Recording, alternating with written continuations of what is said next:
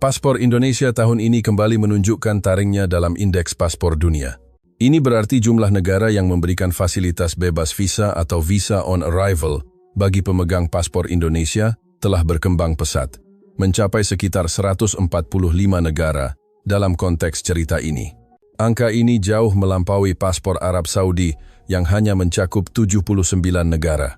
Saat melihat berita ini, seketika terbayang di benakku wajah teman-teman yang dulu pernah menghinaku. Mereka pernah mengejek paspor Indonesia sebagai kertas tak berguna dan menyebutnya sebagai anak yatim piatu di dunia internasional. Namun sekarang, mereka tertunduk lesu di hadapanku. Indonesia yang luar biasa, paspor Indonesia yang sangat nyaman. Hanya dengan paspor hijau yang diakui dunia ini, aku telah menyelesaikan pembalasan dendam yang sempurna. Sekarang, aku akan mulai menceritakan kisah ini. Jika Anda merasa cerita ini menarik setelah menontonnya, mohon bantuannya untuk tekan tombol like dan subscribe. Dukungan Anda adalah kekuatan besar bagiku. Terima kasih semuanya. Nama saya Mariam. Saya lahir dan besar di Riyadh. Saat ini berusia 25 tahun dan kini telah menjadi warga negara Indonesia, WNI. Izinkan saya menceritakan kisah yang benar-benar mengubah hidup saya ini. 3 tahun lalu, saya bekerja sebagai staf pemasaran di kantor cabang Timur Tengah dari sebuah perusahaan elektronik ternama asal Indonesia di Riyadh. Departemen kami terdiri dari 5 orang staf wanita, termasuk saya. Pemimpin kelompok kami adalah Noura. Lahir dari keluarga kaya dan lulusan Inggris, Noura selalu merasa dirinya adalah yang paling unggul. Masalah dimulai ketika saya mulai menunjukkan kemampuan luar biasa dalam menangani urusan dengan kantor pusat di Indonesia. Saya menguasai bahasa Indonesia dengan fasih dan berkomunikasi langsung dengan karyawan di pusat, sehingga saya dipercaya memegang proyek-proyek penting. Sejak saat itu, tatapan Noura berubah. Suatu hari saat makan siang, Noura dan rekan lainnya mendatangi meja saya. "Kudengar kau sedang giat belajar bahasa Indonesia. Jangan-jangan kau ingin pindah ke Indonesia?" tanyanya. Saya menjawab dengan jujur, "Jika ada kesempatan, saya ingin bekerja di kantor pusat di Jakarta." Seketika, wajah mereka dipenuhi ejekan. Noura mendengus. Indonesia, pulau kecil di Asia Tenggara itu, paspor mereka jauh di bawah paspor Arab Saudi kita. Di komunitas internasional, paspor mereka tidak punya status sama sekali, seperti paspor yatim piatu. Hana menimpali, benar, membawa paspor Indonesia di bandara hanya akan dipersulit, sering salah dikenali, dan pengajuan visanya sangat merepotkan. Kenapa tidak ke Amerika atau Inggris saja? Kata-kata Lin bahkan lebih kejam. Apa yang bisa dilakukan wanita Arab di Indonesia? Bahkan jika engkau mendapatkan kewarganegaraan di sana, itu hanya menambah satu buku paspor yang tak berguna. Bahkan Maile ikut menyela. Kudengar orang Indonesia sendiri berebut ingin pindah ke Amerika. Hatiku terasa seperti terkoyak. Namun, penghinaan yang sebenarnya baru saja dimulai. Noura mengumumkan, "Mari kita bertaruh. Jika Mariam benar-benar ke Indonesia, mendapatkan paspor Indonesia, dan bisa mendapatkan perlakuan istimewa dengan paspor itu, aku akan memberikan semua tas bermerekku padamu." Tapi hal itu tidak akan pernah terjadi, karena paspor Indonesia bahkan tidak selevel dengan ujung kaki paspor Arab Saudi kita. Mereka berempat bertepuk tangan dan tertawa terbahak-bahak. Saya hanya bisa terpaku di sana, gemetar karena amarah dan rasa malu yang luar biasa. Malam itu, saya menangis di bawah selimut. Sebenarnya negara seperti apa Indonesia itu hingga mereka menghinanya sedemikian rupa? Saya membuka laptop dan mulai mencari informasi. Lalu, saya menemukan fakta yang mengejutkan. Meski tantangan diplomatiknya besar, kemudahan paspor Indonesia diakui dunia. Akses bebas visa mencakup sekitar 145 negara, termasuk Amerika Serikat. Dalam cerita ini, Uni Eropa dan Jepang. Sementara paspor Arab Saudi hanya 79 negara.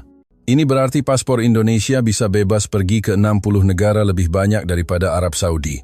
Terlebih lagi, Indonesia adalah raksasa ekonomi baru, anggota G20, memiliki sistem jaminan kesehatan yang diakui, dan salah satu negara paling demokratis di Asia. Ekonomi Indonesia berada di jajaran 20 besar dunia. Paspor yang mereka ejek sebagai sampah ternyata memiliki nilai emas yang sangat tinggi. Seketika, api balas dendam berkobar. Aku harus ke Indonesia. Aku harus mendapatkan paspor itu, dan aku bersumpah suatu hari nanti akan melihat mereka berlutut di hadapanku. Keesokan paginya, saya menemui Departemen SDM dan mengajukan diri untuk program penugasan ke kantor pusat Jakarta. Atasan saya terkejut dan berkata, "Ini pertama kalinya ada orang dari cabang Timur Tengah yang sukarela meminta pindah ke pusat. Tapi saya tidak boleh mundur, karena ini adalah pertaruhan hidup saya." Malam itu, sebuah pesan masuk di grup obrolan dari Nora. Kudengar Mariam benar-benar mendaftar ke Indonesia. Paling-paling dia hanya bertahan beberapa bulan dan akan pulang sambil menangis. Lihat saja nanti. Saya mengambil tangkapan layar pesan itu dan menyimpannya. Suatu hari, saya akan menunjukkan pesan ini kembali kepada mereka. Pembalasan dendam pun dimulai. Setelah menyerahkan permohonan penugasan, yang menanti saya adalah peperangan lain. Begitu sampai di rumah dan memberitahu orang tua, badai besar melanda. Ayah memukul meja dan berteriak, "Tidak boleh! Ayah tidak bisa membiarkan putri tunggal ayah pergi sendirian ke negara kepulauan yang asing." Ibu menangis sambil memegang tanganku. "Kenapa harus ke tempat seperti itu? Di Arab Saudi pun kau bisa hidup sangat baik." Tapi saya tetap teguh. Setiap malam saya meyakinkan orang tua, menjelaskan betapa amannya Indonesia dan betapa pentingnya kesempatan ini bagi karier saya. Setelah perjuangan selama seminggu, ayah memberikan satu syarat. Jika dalam 6 bulan kau tidak menunjukkan hasil, kau harus segera pulang. Situasi di kantor pun semakin parah. Nora mulai menghalangi pekerjaan saya secara terang-terangan. Dia diam-diam mengambil dokumen proyek yang saya tangani, sengaja memberitahu waktu rapat kantor pusat yang salah, bahkan menyebarkan rumor kepada atasan bahwa kemampuan kerja saya tidak kompeten. Suatu hari, saya hampir menyerah. File presentasi penting tiba-tiba hilang. Saya harus bekerja semalaman untuk membuatnya ulang. Jam 4 pagi di kantor yang kosong, saya mengetik sendirian dengan air mata yang terus mengalir. Saya ingin menyerah, bertanya pada diri sendiri, apakah perlu sampai sejauh ini? Saat itu, sebuah pesan muncul di ponsel dari Nora. "Belum tidur ya? Menyerah saja ke Indonesianya, supaya tidak perlu menderita seperti ini." Melihat pesan itu, saya justru tersadar. Saya menggertakkan gigi dan bersumpah, tidak akan kalah. Saya harus sukses di Indonesia. 3 bulan kemudian, hasil penugasan akhirnya diumumkan. Departemen SDM kantor pusat langsung menghubungi saya dan mengatakan bahwa mereka sangat menghargai kemampuan bahasa Indonesia dan hasil kerja saya, serta menyetujui penugasan ke Jakarta selama 2 tahun. Mendengar berita itu, kaki saya lemas. Saya berlari ke toilet kantor dan menangis sejadi-jadinya. Rasa bahagia, lega, dan gairah menuju balas dendam bercampur menjadi satu. Reaksi Nora dan rekan-rekannya persis seperti dugaan saya. Di bibir mereka berucap selamat, tapi tatapan mata mereka sangat dingin. Setelah jam kerja, Nora menghentikan saya. "Baguslah, tapi apa kau bisa bertahan di sana? Kudengar meski orang Indonesia ramah, tekanan kerjanya sangat besar. Apalagi bagi wanita Arab akan jauh lebih sulit." Saya tidak menjawab, hanya tersenyum. Senyum itu berarti, lihat saja nanti. Seminggu sebelum berangkat, saya makan malam terakhir bersama keluarga. Ibu akhirnya tidak bisa menahan tangis. Ayah hanya makan dalam diam, lalu berkata singkat, "Kalau gagal tidak apa-apa, kau bisa pulang kapan saja." Kata-kata itu justru menyalakan api di hatiku. Saya bersumpah dalam hati, saya tidak akan kembali sebagai pecundang. Saya tiba di Bandara Internasional Soekarno-Hatta pada suatu dini hari di bulan Maret 2022. Saat turun dari pesawat, udara lembab dan asing memenuhi paru-paru saya. Itu adalah perasaan kompleks antara ketakutan dan kegembiraan. Saat mengantre di pemeriksaan imigrasi, saya pertama kali menyaksikan kekuatan paspor Indonesia. Orang-orang Indonesia di antrean sebelah melewati autogate dalam sekejap. Sebaliknya, saya yang memegang paspor Arab Saudi harus menunggu lebih dari 30 menit. Petugas menanyakan dengan detail tujuan perjalanan, durasi tinggal, dan alamat akomodasi. Pada saat itu, saya menyadari, suatu hari nanti, saya juga akan melewati jalur cepat itu. Saya akan mendapatkan paspor Indonesia dan berjalan keluar dengan kepala tegak. Saya menaruh bagasi di apartemen studio di kawasan Sudirman yang disiapkan perusahaan. Meski sempit dan asing, hati saya terasa tenang. Mungkin karena akhirnya saya tiba di panggung pembalasan dendam. Dari jendela, saya bisa melihat pemandangan malam Jakarta yang dipenuhi gedung pencakar langit. Melihat lampu-lampu yang berkedip, saya bergumam, "Indonesia, tolong berikan aku kesempatan untuk membuktikan diriku." Maka, dimulailah kehidupan saya di Indonesia. Kehidupan di Indonesia ternyata lebih keras dari yang dibayangkan. Hari pertama bekerja di kantor pusat, tubuh saya kaku karena gugup. Sebagai wanita Arab yang mengenakan jilbab, saya mengira akan menerima tatapan aneh. Namun hasilnya di luar dugaan. Rekan-rekan kerja justru menghampiri saya untuk menyapa. Bahkan ada yang mencari sapaan bahasa Arab di internet dan membacakannya untuk saya. Mereka bahkan dengan ramah menawari saya minum kopi susu gula aren. Sambutan hangat itu sedikit meredakan ketegangan saya. Namun pekerjaan jauh lebih sulit. Meski percaya diri belajar bahasa secara mandiri, kata-kata yang keluar dalam rapat terdengar seperti bahasa langit. Istilah-istilah teknis, selipan bahasa gaul Jakarta, dan singkatan membuat kepala saya hampir pecah setelah rapat berakhir. Menulis satu laporan saja bisa membuat saya begadang semalaman. Pekerjaan yang diselesaikan rekan Indonesia dalam 30 menit, saya kerjakan dalam 3 jam. Setelah 1 bulan, kepala divisi memanggil saya untuk bicara 4 mata. Dia berkata jujur, sejujurnya, saya tidak punya ekspektasi besar. Jika dalam evaluasi 6 bulan ke depan tidak ada perbaikan, saya terpaksa mengirimmu kembali ke negaramu. Keluar dari ruang kantor, air mata saya tumpah. Saya menangis lama di toilet. Malam itu Noura mengirim pesan, "Bagaimana kabarmu? Capek ya? Makanya, dengarkan kata-kataku." Saya tidak membalas, melainkan duduk di meja belajar dan membuka buku tata bahasa Indonesia.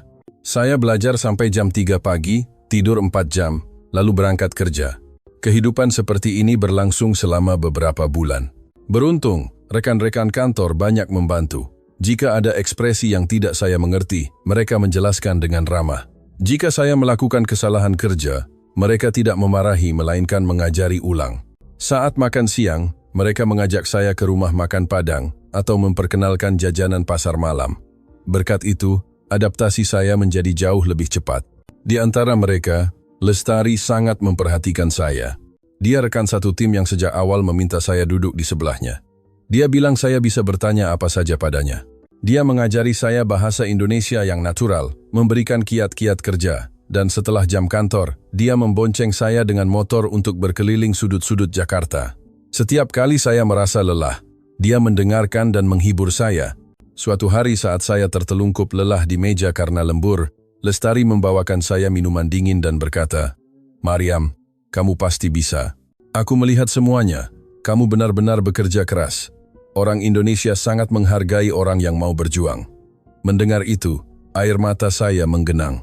Agar tidak terlihat, saya terus menyedot minuman saya. Tiba hari evaluasi 6 bulan. Dengan hati berdebar, saya duduk di depan kepala divisi. Dia membolak-balik dokumen dan berkata, "Mariam, kemajuanmu sangat pesat. Penugasanmu resmi diperpanjang."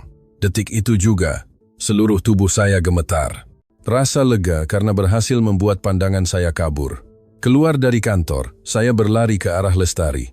Tanpa berkata apa-apa, saya menggenggam tangannya erat. Lestari tersenyum dan berkata, "Aku sudah tahu kamu pasti bisa. Tapi tujuan sebenarnya masih jauh. Memperoleh kewarganegaraan Indonesia itulah target akhir saya." Setelah jam kantor, saya sering pergi ke kantor imigrasi dan dinas kependudukan untuk berkonsultasi. Syarat naturalisasi sangat ketat. Meski ada jalur bagi tenaga ahli asing tingkat tinggi yang bisa mempercepat proses tanpa harus kehilangan kewarganegaraan asli dalam kebijakan cerita ini, ambangnya sangat tinggi. Diperlukan bukti kontribusi besar bagi negara atau memiliki keahlian khusus. Naturalisasi umum memerlukan masa tinggal yang lama, lulus ujian bahasa Indonesia, berkelakuan baik, bukti kemampuan finansial, dan lain-lain. Setiap syarat terasa seperti gunung tinggi. Apapun yang terjadi, saya harus menemukan jalan. Setiap malam saya mencari informasi di internet. Saya memutuskan untuk menantang jalur tenaga ahli tingkat tinggi. Meski syaratnya sangat berat, ini adalah cara terbaik untuk membuktikan kemampuan saya. Saya bertekad untuk menghasilkan pencapaian yang diakui perusahaan agar bisa direkomendasikan sebagai tenaga ahli. Saya menceritakan rencana ini kepada Lestari. Dia membelalakkan mata dan bertanya, "Kau benar-benar ingin menjadi orang Indonesia?" Saya mengangguk. Setelah menatap saya cukup lama, Lestari berkata, "Kalau begitu, aku akan lebih membantumu. Mari kita lakukan bersama." Malam itu, saya menulis di buku harian, "Aku harus mendapatkan paspor Indonesia. Aku akan menunjukkan pada Noura bahwa paspor Indonesia bukanlah sampah, melainkan kunci menuju dunia." Hambatan kedua menuju pembalasan dendam pun dimulai. Untuk mendapatkan naturalisasi khusus, diperlukan hasil kerja yang luar biasa. Kesempatan itu datang di tempat yang tak terduga. Perusahaan memutuskan untuk ikut serta dalam tender proyek besar di Arab Saudi. Mereka membutuhkan orang yang memahami pasar Timur Tengah. Dan tentu saja nama saya muncul.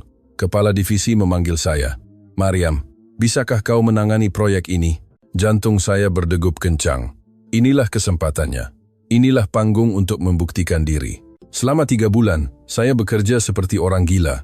Saya merevisi proposal hingga dini hari, melakukan rapat virtual dengan pembeli di Arab Saudi, dan menyusun strategi pemasaran yang sesuai dengan budaya lokal.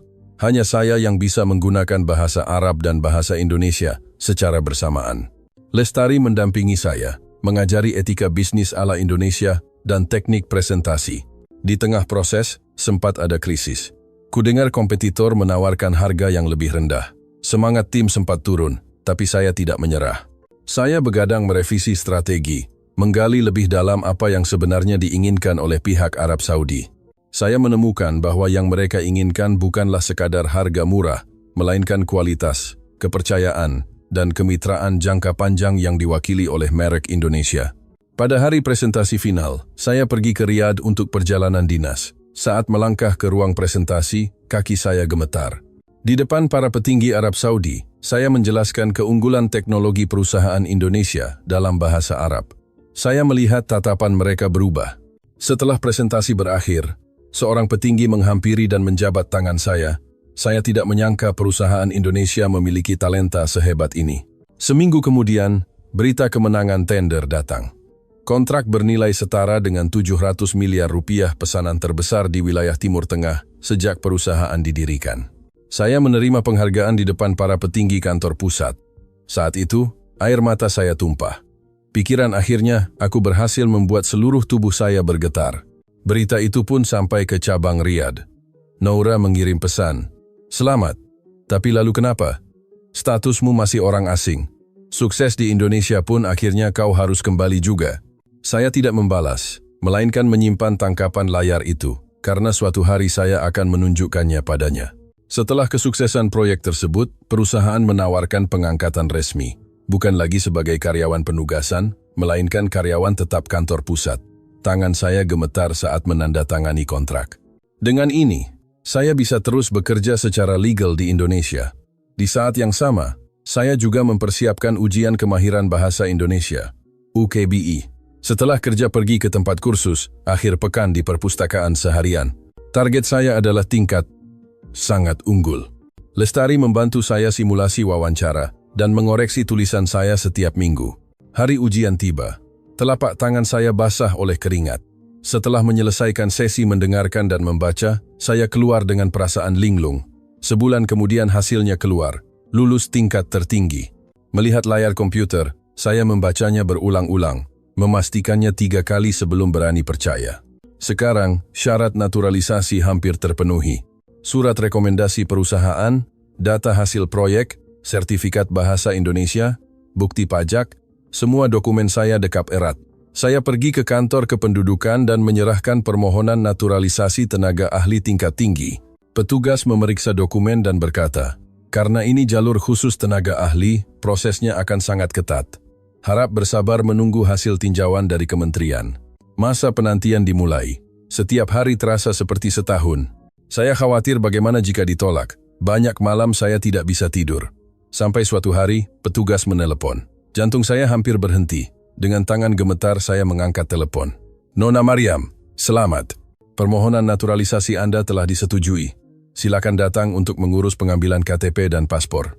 Detik itu juga, lutut saya lemas, dan saya duduk bersimpuh di lantai kantor sambil menangis keras. Rekan-rekan di sekitar berlarian menghampiri karena terkejut. Tapi saya tidak bisa berhenti menangis. Akhirnya aku berhasil. Saya menelepon Lestari, tidak bisa berkata-kata, hanya menangis. Lestari menyadari apa yang terjadi. "Oh, jadi begitu ya? Selamat Maryam." Beberapa hari kemudian, saya menerima KTP di Dinas Kependudukan dan mengajukan paspor. Melihat nama saya di KTP, hati saya penuh dengan rasa haru. Saya masih ingat saat melakukan sumpah kewarganegaraan, suara saya gemetar hebat. Dengan begitu, saya resmi menjadi warga negara Indonesia. Sekarang, saatnya pembalasan dendam yang sesungguhnya dimulai. 2 bulan setelah mendapatkan paspor Indonesia, saya menerima perintah perjalanan dinas luar negeri pertama saya, Dubai International Technology Expo, pameran TI terbesar di Timur Tengah.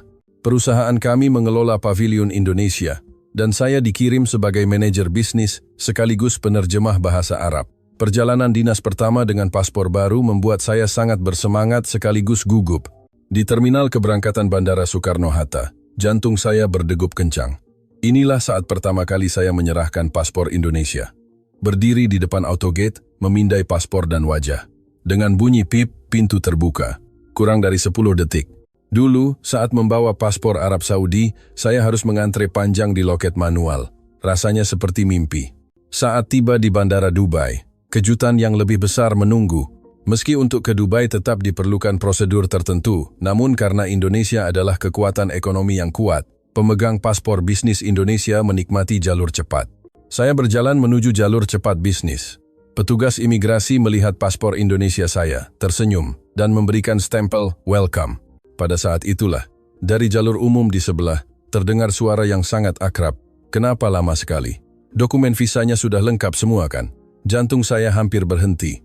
Itu suara Noura, Hana, Lin, dan Maile. Mereka berempat berdiri di antrean warga asing biasa, menjalani pemeriksaan dokumen yang rumit dengan wajah merah padam karena kesal. Saya sudah menyelesaikan pemeriksaan imigrasi dan berjalan menuju tempat pengambilan bagasi. Saya sengaja berjalan sangat lambat sampai mereka menyadari keberadaan saya. "Mariam?" Itu suara Noura. Saya menoleh. Tatapan mereka berempat tertuju pada saya, ekspresi yang bercampur antara terkejut dan bingung. Saya melambaikan tangan dan tersenyum. Lama tidak bertemu. Ketika mereka akhirnya selesai dan keluar, saya sudah menarik koper untuk pergi. Noura berlari menghampiri dengan nafas terengah-engah. "Bagaimana ini bisa terjadi? Kenapa kau bisa lewat begitu cepat?" Saya mengeluarkan paspor dari tas dan menunjukkannya kepada mereka. Sampul hijau gelap dengan lambang Garuda yang jelas bertuliskan Paspor Republik Indonesia. "Paspor Indonesia mendapatkan perlakuan sangat istimewa untuk perjalanan bisnis," kata saya tenang. Wajah mereka berempat membeku. Hana bertanya dengan terbata-bata, Kau benar-benar sudah mendapatkan paspor Indonesia?" Saya hanya mengangguk dan berbalik pergi. Meski saya mendengar suara bisik-bisik mereka di belakang, saya tidak peduli. Di lokasi pameran, pembalasan dendam masih berlanjut. Pavilion Indonesia ditempatkan di pusat pameran dengan stan raksasa. Perusahaan-perusahaan global dari Indonesia hadir di sana. Saya adalah anggota delegasi perwakilan perusahaan, mengenakan kartu identitas VIP. Di hari kedua, saat sedang melakukan pertemuan antara pihak Indonesia dan pembeli, Noura dan rombongannya lewat dan berhenti. Mereka terpaku melihat saya bersalaman dengan petinggi perusahaan Indonesia dan menerjemahkan untuk pembeli Arab. Salah satu pembeli memberikan kartu namanya kepada saya dan berkata, "Ternyata Anda orang Indonesia." Bekerja sama dengan perusahaan Indonesia membuat kami sangat tenang, kualitasnya terjamin. Kata-kata itu terdengar sangat lantang di telinga saya. Saya melihat ekspresi Noura mengeras. Di hari terakhir pameran, diadakan resepsi di Pavilion Indonesia. Ini adalah acara yang dihadiri oleh pejabat pemerintah dan CEO perusahaan global. Saya masuk sebagai anggota delegasi Indonesia. Saat di pintu masuk pemeriksaan undangan, Noura dan rombongannya berdiri di antrean pengunjung umum. Saat saya masuk melalui pintu khusus VIP, mata saya bertemu dengan Noura. Ada emosi yang kompleks di matanya, amarah, kecemburuan, atau penyesalan. Saya mengangguk kecil dan masuk ke dalam. Di ruang resepsi, saya menyapa Menteri Ekonomi dari salah satu negara Timur Tengah. "Kudengar Anda datang dari Indonesia. Terima kasih atas kerjasama teknologinya," katanya. Sambil memegang gelas minuman dan menatap pemandangan malam Dubai yang mewah dari jendela, saya terpikir, ini adalah pemandangan yang tak berani saya bayangkan 3 tahun lalu. Membawa paspor Indonesia yang dulu mereka ejek sebagai paspor yatim piatu, kini saya mendapatkan perlakuan VIP di panggung bisnis internasional. Aliran hangat mengalir di hati saya. Saya mengirim foto ke Lestari dan langsung mendapat balasan. "Keren sekali." Pembalasan dendam dimulai. Ya, malam itu di hotel, saya menerima pesan dari Noura. "Mariam, ayo kita bicara nanti." Saya membaca pesan itu tapi tidak membalas. Belum saatnya. Pembalasan dendam yang sesungguhnya baru saja dimulai. Setelah kembali dari Dubai, posisi saya di perusahaan berubah total. Saya mulai diakui sebagai pakar pasar Timur Tengah, mengikuti rapat tingkat tinggi, dan jadwal dinas luar negeri saya sangat padat. Singapura, Jerman, Inggris, membawa paspor Indonesia berkeliling dunia menjadi rutinitas saya. Baik ke Eropa maupun Amerika, semua berjalan lancar dengan fasilitas bebas visa atau e-visa yang mudah. Pintu hampir 145 negara terbuka lebar. Ternyata begini rasanya, gumam saya. Lalu, kesempatan istimewa datang. Saya menjadi anggota delegasi perusahaan untuk Global Tech Leaders Summit yang diadakan di Jakarta. Ini adalah pertemuan CEO perusahaan teknologi utama dunia dan pejabat pemerintah berbagai negara, terutama fokus pada rantai pasok teknologi. Indonesia adalah tuan rumahnya. Saya ditugaskan mengelola jaringan relasi wilayah Timur Tengah. Seminggu sebelum acara, saya mendengar kabar mengejutkan. Di daftar delegasi Arab Saudi, ada nama perusahaan yang tidak asing kantor cabang Riyadh, tempat saya bekerja dulu. Dan di daftar peserta, ada nama Noura. Jantung saya berdegup kencang. Akhirnya, kesempatan untuk berhadapan langsung telah tiba. Jakarta International Expo dipenuhi lautan manusia. Bendera berbagai negara berkibar, para pebisnis berjas hitam berlalu lalang dengan sibuk. Saya mengenakan kartu nama delegasi Indonesia dan berjalan menuju ruang tunggu VIP. Di pintu masuk, saya berhenti karena Noura dan rombongannya sedang berada di meja pendaftaran pengunjung umum. Kartu nama mereka berwarna biru, tingkat pengunjung umum. Sedangkan kartu nama saya berwarna emas tingkat VIP. Tatapan mata saya bertemu dengan Noura, wajahnya membeku. Saya mengangguk tenang dan masuk melalui jalur VIP. Di dalam ruang tunggu, terjadi hal yang luar biasa. Wakil Presiden perusahaan otomotif Jerman datang menjabat tangan saya, memuji teknologi dari perusahaan Indonesia. Petinggi perusahaan elektronik Jepang mengatakan kecepatan inovasi Indonesia sangat mengagumkan dan mengajak bekerja sama. Semua orang menunjukkan minat besar pada Indonesia. Sesi sore adalah waktu presentasi delegasi berbagai negara. Saat giliran delegasi Indonesia, saya berdiri di atas panggung. Di depan lebih dari 500 audiens, saya mempresentasikan hasil ekspansi perusahaan Indonesia di Timur Tengah.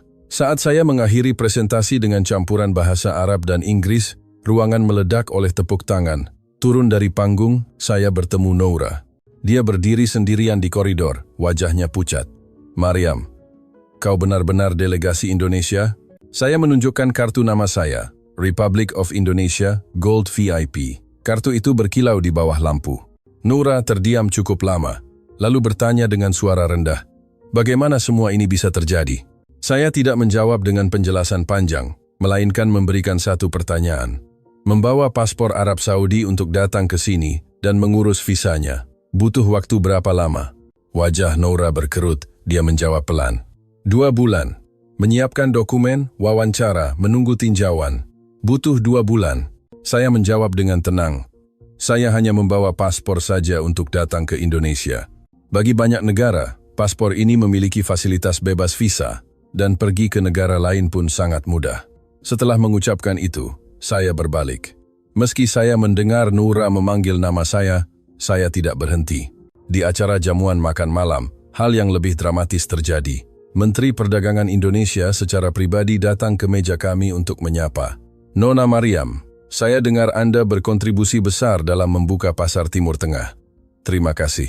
Saat bersalaman dengan menteri, saya merasa di kejauhan Noura dan rombongannya sedang memperhatikan. Meja mereka berada di sudut ruangan, kursi untuk pengunjung umum. Selesai jamuan, Hana menghampiri saya dengan mata berkaca-kaca. "Mariam, jujur padaku, apakah paspor Indonesia benar-benar sehebat itu?" Saya mengeluarkan ponsel dan menunjukkan grafik indeks paspor Henley. Indonesia berada di peringkat atas dengan sekitar 145 negara akses mudah, sementara Arab Saudi berada jauh di bawahnya. Hana terpaku melihat layar. Perbedaan 60 negara lebih, dia sepertinya baru paham apa arti angka itu sekarang. Dalam perjalanan kembali ke hotel, saya menelepon Lestari.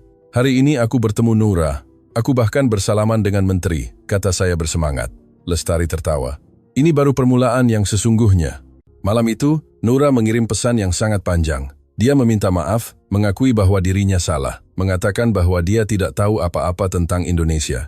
Dia menulis panjang lebar, tapi saya tidak membalas. Karena ini belum berakhir. Untuk pembalasan dendam yang sempurna, masih tersisa satu panggung terakhir. Panggung terakhir pembalasan dendam haruslah tempat di mana segalanya bermula, Riyadh. Kesempatan untuk kembali ke tempat yang pernah menghina dan mengejek saya 3 tahun lalu pun tiba. Perusahaan memutuskan untuk mengadakan upacara pengangkatan manajer umum wilayah Timur Tengah di kantor cabang Riyadh. Dan bintang utama acara itu adalah saya. Di dalam pesawat, saya menatap keluar jendela, mengenang hari ketika saya meninggalkan kota ini sambil menangis 3 tahun lalu. Teringat ejekan paspor yatim piatu. Teringat saat-saat saya menggertakkan gigi menahan perih. Berpikir bahwa sekarang segalanya akan berubah. Jantung saya terasa mau meledak. Saat tiba di Bandara Internasional King Khalid Riyadh, kejutan pertama menanti. Di loket pemeriksaan imigrasi, saya menyerahkan paspor Indonesia. Petugas membelalakkan mata. Datang dari Indonesia ya? Selamat datang. Seiring dengan semakin kuatnya kerjasama ekonomi Arab Saudi dan Indonesia belakangan ini, perlakuan terhadap warga Indonesia pun berbeda total. Visa langsung diterbitkan, dan pemeriksaan selesai dengan cepat. Teringat kata-kata Noura dulu bahwa paspor Indonesia akan diabaikan bahkan di Arab Saudi, saya tidak bisa menahan tawa kecil. Keluar dari bandara, mobil limusin yang dikirim perusahaan sudah menunggu sebuah Mercedes-Benz hitam. Sopir membukakan pintu. Selamat datang manajer Mariam. Di dalam mobil, saya memeriksa ponsel. Noura mengirim pesan mengenai acara pengangkatan besok. Aku ingin bicara. Saya tidak membalas. Besok segalanya akan berakhir. Hari upacara pengangkatan tiba. Ruang rapat besar kantor cabang Riyadh dipenuhi karyawan. Petinggi kantor pusat juga bergabung melalui konferensi video. Saya berdiri di podium. Orang-orang yang 3 tahun lalu menertawakan saya, kini duduk di bawah menatap ke arah saya. Noura duduk di barisan paling depan bersama Hana, Lin, dan Maile. Ekspresi mereka luar biasa, campuran antara tidak percaya dan emosi yang kompleks terpampang nyata di wajah mereka. Wakil Presiden kantor pusat mengambil mikrofon. Hari ini, kami mengangkat Nona Mariam sebagai manajer umum wilayah Timur Tengah. Nona Mariam telah meraih hasil gemilang di kantor pusat Jakarta, terutama kontribusi besar dalam membuka pasar Timur Tengah. Di saat yang sama, kami berharap Nona Mariam, yang telah menjadi warga negara Indonesia, dapat menjadi jembatan yang menghubungkan Indonesia dan Timur Tengah. Tepuk tangan bergemuruh. Dari atas podium, saya menatap ke bawah dan mata saya bertemu dengan Noura. Matanya memerah. Setelah menerima surat pengangkatan, giliran saya memberikan sambutan. Berdiri di depan mikrofon, seluruh tubuh saya gemetar namun suara saya tetap tegas. 3 tahun lalu, saya bekerja di kantor ini. Saat itu saya bilang ingin ke Indonesia. Banyak orang mengkhawatirkan saya. Mengatakan bahwa paspor Indonesia tidak punya kekuatan. Pergi ke sana hanya akan menderita. Ruang rapat menjadi sunyi senyap. Saya melihat wajah Noura memucat. Saya melanjutkan, tapi Indonesia telah memberikan saya kesempatan, bahkan memberikan saya kehormatan untuk menjadi orang Indonesia. Hari ini saya bisa berdiri di sini berkat negara Indonesia. Saya berhenti sejenak, mengeluarkan paspor saya. Sampul hijau gelap itu berkilau di bawah lampu.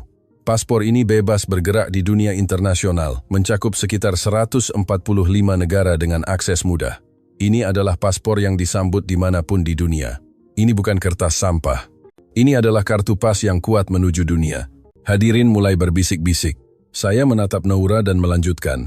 3 tahun lalu seseorang mengajak bertaruh. Katanya jika saya mendapatkan perlakuan istimewa dengan paspor Indonesia, dia akan memberikan tas bermereknya pada saya.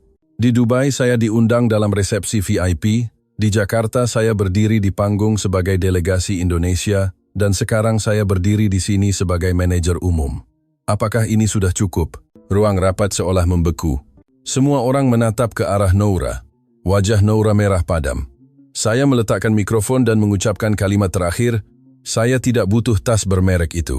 Sebagai gantinya, saya akan sangat berterima kasih jika kalian bisa membuang prasangka terhadap Indonesia. Acara berakhir, orang-orang mulai meninggalkan ruangan. Saya sengaja merapikan dokumen dengan lambat. Saya mendengar suara langkah kaki Noura mendekat. Mariam. Saya berbalik. Noura berdiri di sana, air mata mengalir di pipinya. Keangkuhan 3 tahun lalu telah hilang tak berbekas. Maafkan aku, suara Noura bergetar. Benar-benar maaf, kami yang salah. Bukan soal Indonesianya, tapi mengejekmu. Semuanya adalah kesalahanku. Aku benar-benar bodoh. Hana, Lin, dan Maile juga mendekat. Semuanya menundukkan kepala. Maile membuka suara lebih dulu. Mariam, kau benar-benar hebat. Kami yang terjebak dalam prasangka, tidak memahami dunia, tidak tahu bahwa Indonesia adalah negara yang luar biasa. Lin menimpali. Saat di Dubai melihatmu melewati jalur cepat bisnis, kami sangat terkejut. Kami harus mengantre lebih dari 1 jam. Hana bertanya dengan hati-hati, Mariam, bisakah kau beritahu kami cara mendapatkan kewarganegaraan Indonesia? Aku juga ingin bekerja di Indonesia. Saya menatap mereka cukup lama. Kenangan 3 tahun lalu melintas seperti film rasa hina, amarah, air mata, dan sumpah balas dendam di malam itu. Kini, saya merasa segalanya telah selesai. Pembalasan dendam telah tuntas. Saya tersenyum. Baik, akan aku beritahu. Tapi tidak mudah loh. Kalian harus benar-benar bekerja keras. Noura bertanya sambil menghapus air mata. Mariam, apa kau benar-benar bisa memaafkan kami? Saya berpikir sejenak lalu menjawab. Aku memaafkan kalian, tapi tidak akan pernah lupa, karena berkat ingatan itulah, aku bisa sampai di sini. Malam itu, sambil menatap pemandangan malam Riyadh, saya menelepon Lestari. Semuanya sudah berakhir, Lestari.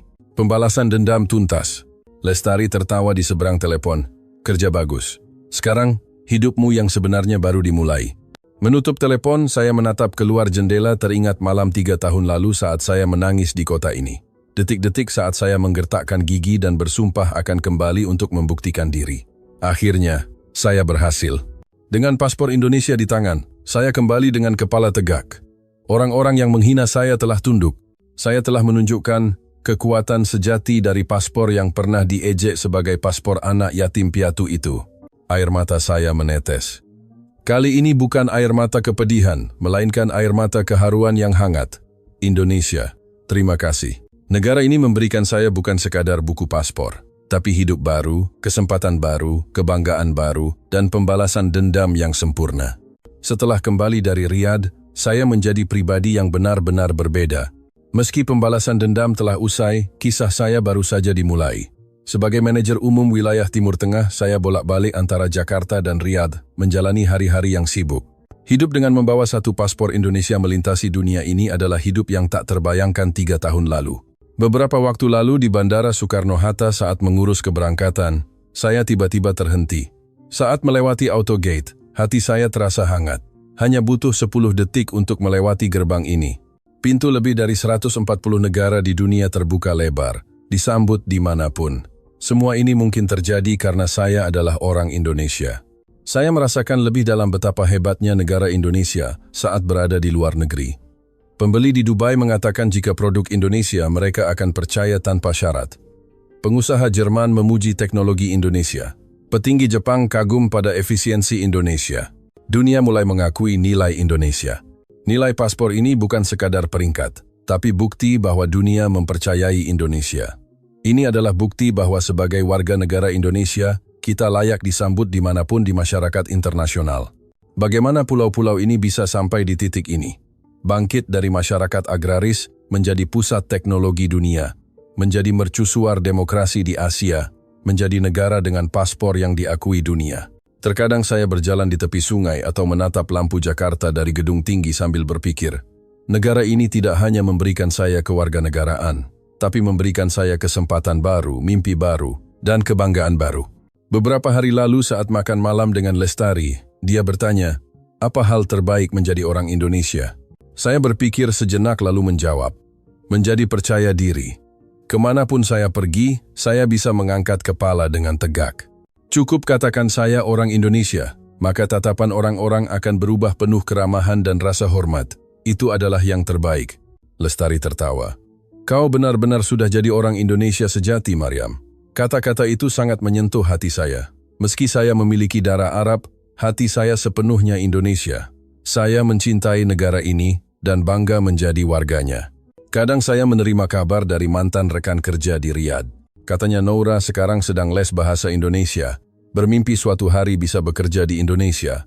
Hana sudah ketagihan menonton film dan serial Indonesia setiap malam. Lin dan Maile sedang merencanakan liburan ke Bali dan Yogyakarta. 3 tahun lalu mereka menyebut Indonesia pulau kecil dan mengejek paspornya sampah. Tapi sekarang semua orang mendambakan Indonesia, ingin menjadi bagian dari Indonesia. Keadaan benar-benar berbalik, dan saya adalah bukti hidup dari perubahan itu. Saya ingin berkata kepada Anda yang membaca cerita ini, tahukah Anda nilai dari paspor Republik Indonesia? Tahukah Anda kekuatan yang terkandung dalam sampul hijau itu? paspor yang membukakan pintu lebih dari 140 negara untuk Anda, paspor yang dipercaya kemanapun Anda pergi. Itulah paspor Indonesia yang Anda miliki. Untuk mendapatkan paspor itu, saya berjuang selama 3 tahun, berurai air mata, menggertakkan gigi menahan lelah saat ingin menyerah. Paspor ini begitu berharga. Mungkin bagi Anda yang lahir sebagai orang Indonesia tidak menyadari nilainya. Tapi orang yang datang dari luar seperti saya tahu betapa besarnya berkah menjadi warga negara Indonesia. Baru-baru ini saya merayakan 3 tahun menjadi warga negara. Hari itu saya pergi ke Monas.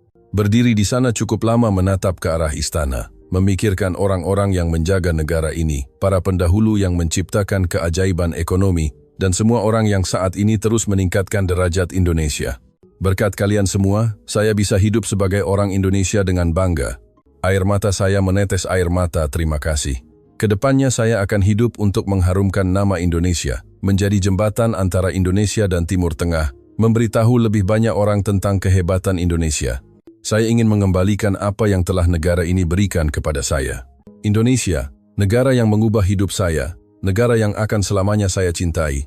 Jika Anda adalah orang Indonesia, fakta itu saja sudah cukup untuk membuat Anda merasa bangga.